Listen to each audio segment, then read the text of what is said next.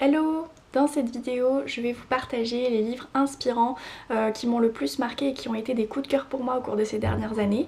Ce sont des livres en lien avec le développement personnel et la parentalité.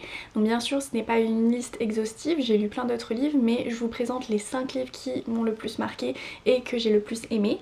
Donc avant de démarrer cette vidéo, j'avais envie de vous dire que si vous avez envie de démarrer dans le développement personnel, il n'y a pas tel ou tel livre à lire en priorité, c'est vraiment comme vous le sentez. Moi je vous propose des livres qui pourraient potentiellement vous intéresser, mais après vous faites comme vous voulez. Donc c'est parti pour la vidéo.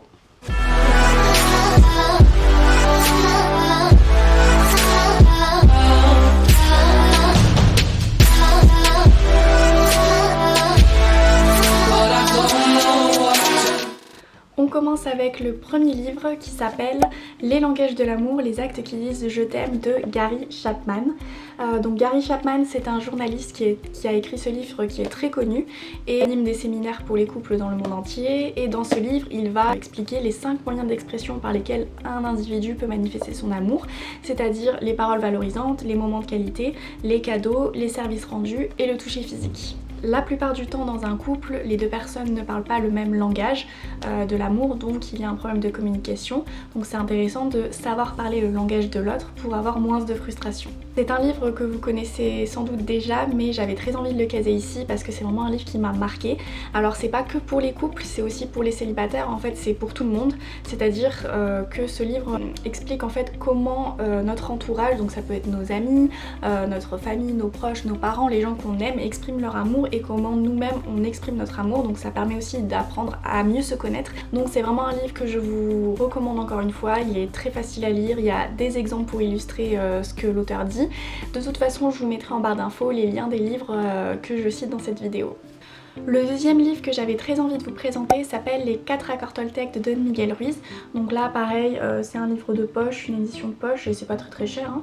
Et Don Miguel Ruiz en fait se consacre à la pratique de la sagesse ancestrale des Toltecs. Les Toltecs c'est un peuple de l'Amérique centrale précolombienne, donc des chamans mexicains. Donc rapidement je peux vous citer les 4 accords Toltec qui sont cités dans son livre.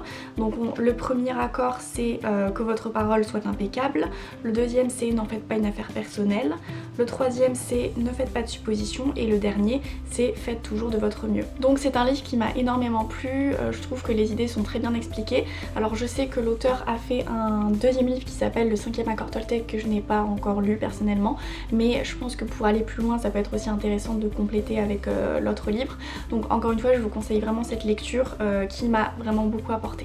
Ensuite, j'avais très envie de vous parler d'un livre qui s'appelle Pour une enfance heureuse, repenser l'éducation à la lumière des dernières découvertes sur le cerveau du docteur Catherine Guéguin. Donc ce livre, je l'ai vraiment adoré.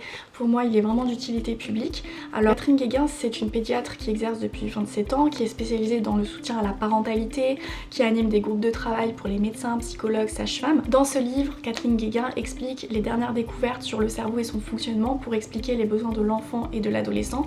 Elle montre qu'une relation empathique est décisive pour permettre au cerveau de l'enfant ou de l'adolescent de fonctionner au mieux.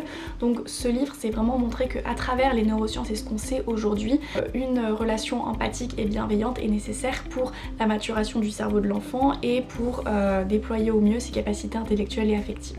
Et donc moi qui suis assez scientifique, ce que j'aime vraiment dans ce livre, c'est le fait que Catherine Guéguin va vraiment utiliser les découvertes scientifiques et les recherches qui ont été faites sur le cerveau pour expliquer par exemple les conséquences du stress ou du maternage ou de l'empathie sur le cerveau. Donc par exemple, elle explique pourquoi un enfant peut réagir de telle manière quand il est face à une situation stressante ou quand il est face à de fortes émotions, qu'est-ce qui se joue dans le cerveau de l'enfant qui est immature et qui est encore en pleine construction, pourquoi un enfant ne peut pas physiologiquement contrôler ses émotions comme un adulte qui a un cerveau mature, quelles sont les conséquences des VO, les violences éducatives ordinaires, l'importance du jeu, etc. Je vous conseille vraiment ce livre, il est super enrichissant, il est super intéressant et moi je trouve que vraiment tout le monde devrait le lire, même si vous n'avez pas de connaissances sur le sujet, que vous y connaissez rien, que vous n'êtes pas pas scientifique, c'est vraiment très facile à lire et très bien expliqué. Le quatrième livre s'appelle Les mots sont des fenêtres ou bien ce sont des murs de Marshall B. Rosenberg.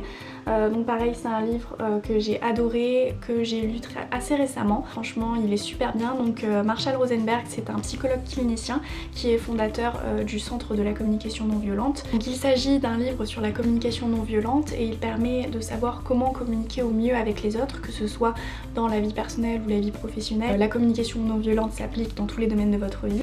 Les bases de la communication non violente se font en plusieurs étapes. D'abord observer sans juger, ensuite exprimer ses sentiments sans accuser l'autre, identifier et exprimer ses besoins et enfin exprimer une demande, des actions précises pour satisfaire ses besoins. Donc c'est vraiment une lecture qui est facile. Donc il y a des exercices et un résumé à la fin de chaque chapitre et c'est vraiment pas un livre qui est moralisateur, au contraire c'est vraiment une invitation à comprendre mieux ce que c'est que la CNV, donc la communication non violente. Et enfin le dernier livre que j'ai envie de vous présenter s'appelle C'est pour ton bien, racines de la violence dans l'éducation de l'enfant de Alice Miller. Alors il existe plusieurs versions mais moi j'ai ce livre personnellement.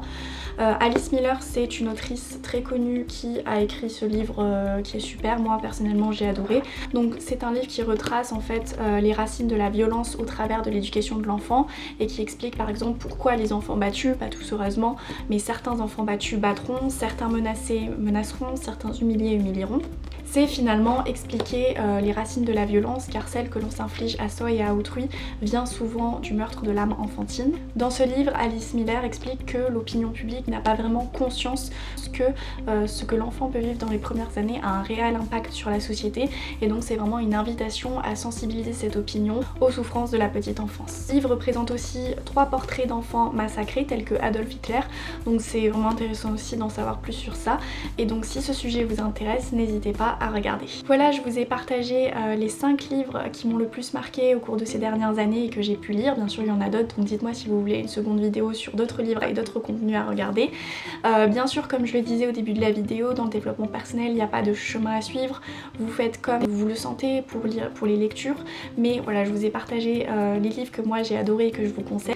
J'espère que je vous ai fait découvrir des livres. Les livres en tout cas sont assez abordables, c'est autour de 10 € maximum. Si vous avez aimé cette vidéo, n'hésitez pas à vous abonner et à la liker et je vous dis à très bientôt pour une prochaine vidéo. Bye!